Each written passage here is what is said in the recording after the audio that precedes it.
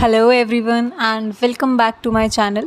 So today we are going to start a new subject. As you all know, हमने already income tax और GST start किया है इस channel पर. So today we are going to start a new subject that is business law. अब business law सिर्फ BBA या फिर BCom के लिए रेलिवेंट नहीं है. ये आपका CA स्टूडेंट्स या फिर आप सकते हैं लॉ स्टूडेंट्स या जिस किसी को भी लॉ में इंटरेस्ट है उन सभी के लिए रेलिवेंट है. ठीक है, आज हम एक बहुत इंपॉर्टेंट टॉपिक से स्टार्ट कर रहे हैं जो कि है आपकी फर्स्ट यूनिट. ठीक है, that is Indian contract act. So let's start. So in your lecture first we are going to discuss the following topics. वो टॉपिक्स क्या क्या हैं आपके. सबसे पहले हम देखेंगे कि कॉन्ट्रैक्ट का मीनिंग क्या होता है, उसका नेचर क्या होता है. Then we will study about the difference between an agreement and a contract. And lastly we will see what are the essential elements of a valid contract. ऐसे कौन से एसेंशियल एलिमेंट्स होते हैं जो एक कॉन्ट्रैक्ट को वैलिड बनाते हैं. तो सबसे पहले हम देखते हैं the meaning and nature of a contract. सबसे पहले तो हम देखते हैं कि कॉन्ट्रैक्ट को इंडियन कॉन्ट्रैक्ट एक्ट 1872 में कैसे डिफ़ाइन किया गया है. तो इसके अंदर एक सेक्शन होता है, सेक्शन 2H.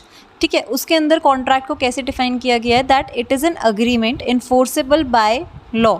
ठीक है, एक अग्रीमेंट है जिसमें लीगल इन्फोर्सेबिलिटी है.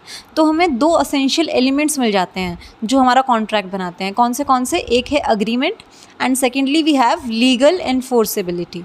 ठीक है, इसको हम डिटेल में भी आगे पढ़ने वाले हैं. तो एक और डेफिनेशन हम कॉन्ट्रैक्ट की देख सकते हैं, that it is an agreement creating and defining the obligations between the parties.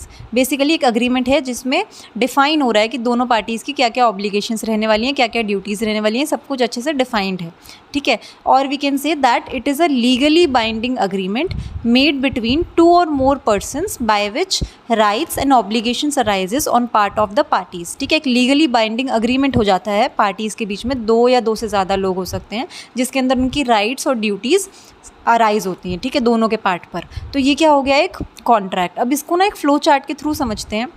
देखिए आप, इसके अंदर क्या दिख रहा है आपको कि सबसे पहले ऑफ़र हो रहा है, देन एक्सेप्टेंस आ रही है, उसके बाद जब वो प्रपोजल एक्सेप्ट हो जा रहा है तो वो क्या बन गया है, अग्रीमेंट.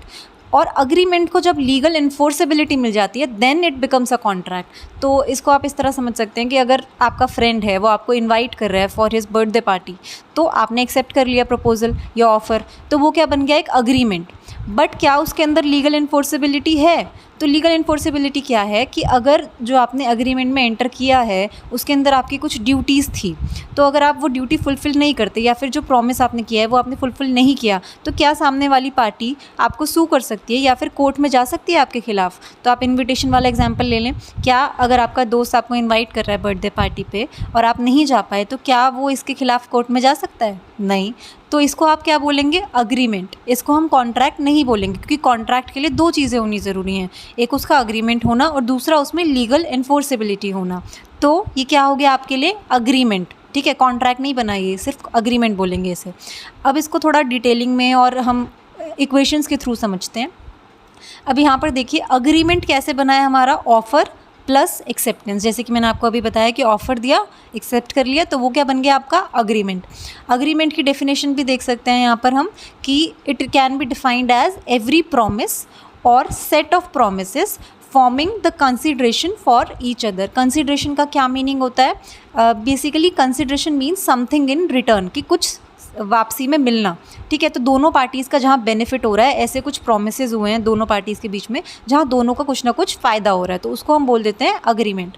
अब ऐसे कॉन्ट्रैक्ट कैसे बन रहा है हमारा, एक्सेप्टेड प्रपोजल, यानी कि ऑफ़र हुआ, एक्सेप्टेंस हुई, फिर वो क्या बन गया हमारा, एक्सेप्टेड प्रपोजल, या फिर आप क्या बोल सकते हो, अग्रीमेंट.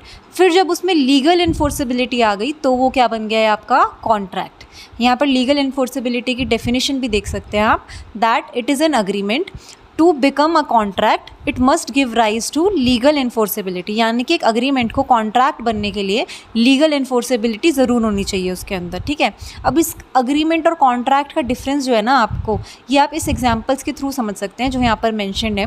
तो सबसे पहला एग्जाम्पल देखिए कि A promises to sell his watch to be for ₹500 received by him as its price. ठीक है, ए ने प्रॉमिस किया है बी को अपनी घड़ी बेचने के लिए, कितने रुपए में, 500 रुपये में, जो कि उसे मिले हैं बी की तरफ से एज इट्स प्राइस. ठीक है, ए ने बी को वॉच दी, उसे क्या मिला, प्राइस मिला उसका. तो यहाँ पर क्या हो गया है, एक लीगल ऑब्लिगेशन अराइज हो जाती है ए के पार्ट पे कि उसे जो वॉच है वो डिलीवर करनी है बी को, और बी ने क्योंकि पैसे दे दिए हैं उसके, तो ए को क्या करना है, ये वॉच डिलीवर करनी है, तो उसके पार्ट पे क्या आ गया, ऑब्लिगेशन। तो ये क्या हो गया हमारा, कॉन्ट्रैक्ट।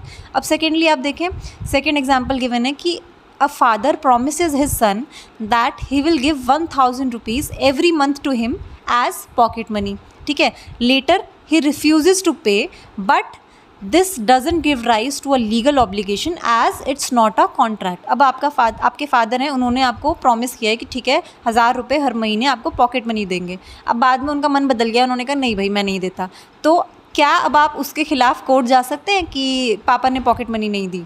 नहीं ना। तो it doesn't create a legal obligation, कोई लीगल ऑब्लिगेशन नहीं क्रिएट हुई है उनके पार्ट पर, it was just a promise. तो ये क्या है, एक अग्रीमेंट है, कॉन्ट्रैक्ट नहीं है, ठीक है। तो आई होप थोड़ा सा डिफरेंस आपको क्लियर हुआ होगा। अब next topic is difference between agreement and contract. ये अलग से मैंने टेबल इसलिए शो किया है यहाँ पर क्योंकि ये आपका क्वेश्चन बहुत ज़्यादा बनता है आपका एग्जाम में, ठीक है, आ जाता है, मोस्टली आस्क्ड क्वेश्चन है आपका क्वेश्चन पेपर्स में, तो एक टेबल के थ्रू इसको रिप्रेजेंट किया गया है। सबसे पहले तो मीनिंग गिवन है जो कि हम ऑलरेडी डिस्कस कर चुके हैं, डेफिनेशन अग्रीमेंट और कॉन्ट्रैक्ट की। Then we have scope. अब स्कोप को आप ध्यान से समझें, हमने अग्रीमेंट में क्या पढ़ा है कि अग्रीमेंट कैसे बनता है, एक ऑफर और एक्सेप्टेंस को मिलाकर, ठीक है।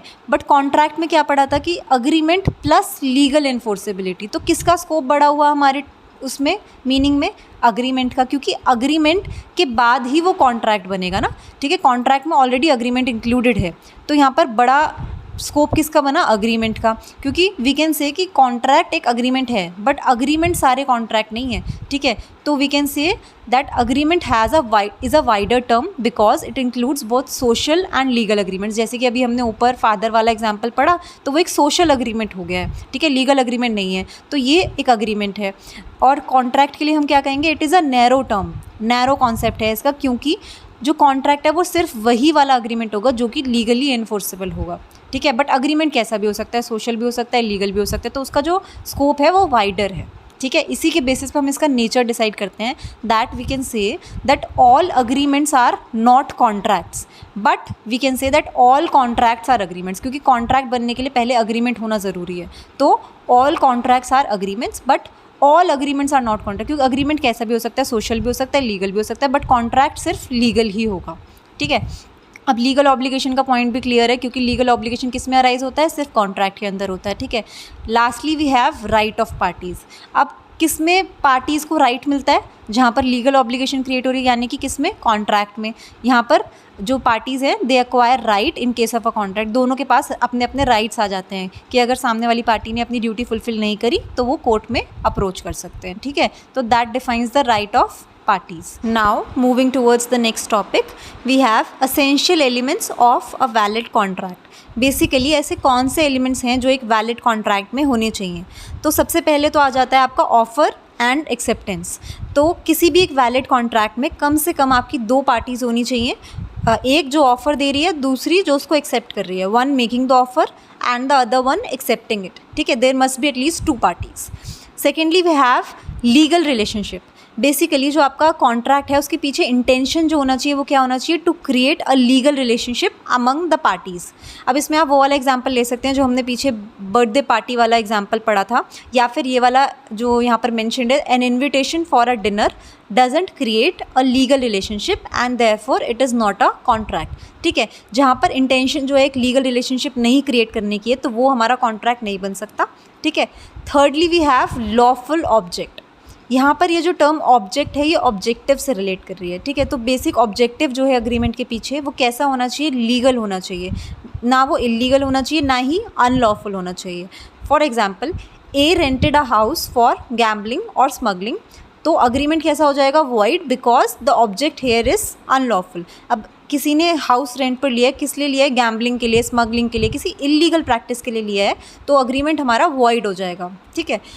Next we have lawful consideration. Consideration का मीनिंग मैंने पहले ही बताया आपको कि consideration means something in return, कुछ वापसी में मिल रहा है आपको। बेसिकली अग्रीमेंट में दोनों पार्टीज़ का बेनिफिट होता है, ठीक है। और it can be defined as the price paid by one party to buy the promise of another, ठीक है। कुछ प्रॉमिस कर रही है फर्स्ट पार्टी तो दूसरा उसको प्राइस पे कर रही है उसके लिए।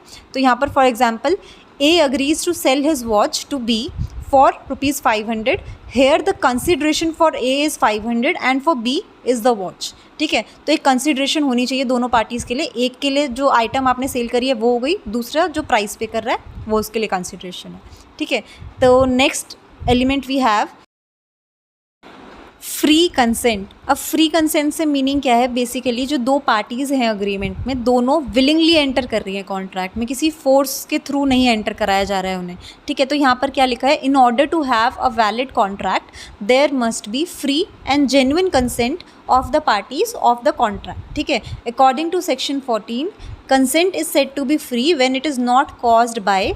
5 एलिमेंट्स गिवन है आपके पास कि अगर इनके थ्रू हम किसी पार्टी को कॉन्ट्रैक्ट में एंटर कराते हैं तो फ्री कंसेंट नहीं माना जाता. ठीक है, अब वो 5 चीज़ें कौन सी हैं, पहला coercion, second undue influence, third fraud, fourth misrepresentation and fifth mistake. ठीक है, ये वाला जो टॉपिक है आपका फ्री कंसेंट, ये हम आगे इन डिटेल समझने वाले हैं. इस पर एक अलग से चैप्टर है आपका, बट मीनिंग आप समझ लें इसका. कोएर्जन मतलब क्या होता है, डरा धमका के कुछ काम कराना.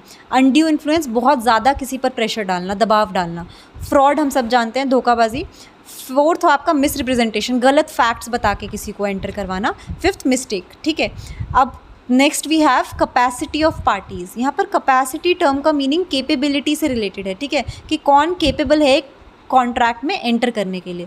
ठीक है, अब यहाँ पर क्या गिवन है, according to section 11 a person is competent to a contract. Capable है वो कॉन्ट्रैक्ट में एंटर करने के लिए. कौन कौन केपेबल है, 3 पार्टीज़ गिवन है यहाँ पर. फर्स्टली अ मेजर, यानी कि a person who is above 18 years. Second a person of sound mind. Sound mind मतलब मेंटली स्टेबल है. ठीक है, thirdly a person not disqualified by law, जिसे लॉ ने डिस्क्वालीफाई नहीं किया है for entering into a contract. Then we have possibility of performance. Simple सा पॉइंट है कि कोई भी ऐसा अग्रीमेंट जो इम्पॉसिबल एक्ट को करने के लिए है तो वो हमारा क्या हो जाता है, void. An agreement to do an impossible act is itself void. For example, if one claims to run at a speed of 1000 kilometres per hour, it would be a void agreement. ठीक है, basically वो एक valid agreement नहीं होता. क्यों, अब कोई claim कर रहा है कुछ इम्पॉसिबल करने का, तो वो एक वैलिड अग्रीमेंट या वैलिड कॉन्ट्रैक्ट नहीं है. Lastly we have certainty of meaning. Basically इसमें क्या है कि जो भी आपके अग्रीमेंट्स के टर्म्स एंड कंडीशंस हैं, वर्डिंग्स हैं, वो सब क्लियर होने चाहिए, फिक्स होने चाहिए. कुछ भी अनसर्टेनिटी नहीं होनी चाहिए उसमें. ठीक है, वेग नहीं होना चाहिए.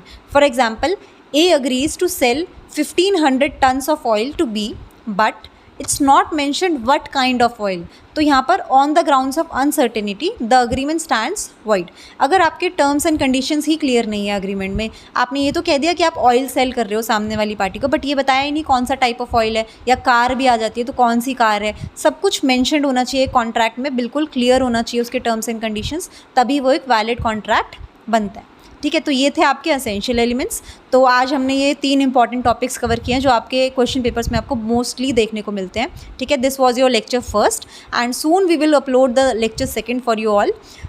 Till then stay tuned. Please subscribe to the channel, like the videos and please share the feedback in the comment section. Thank you so much.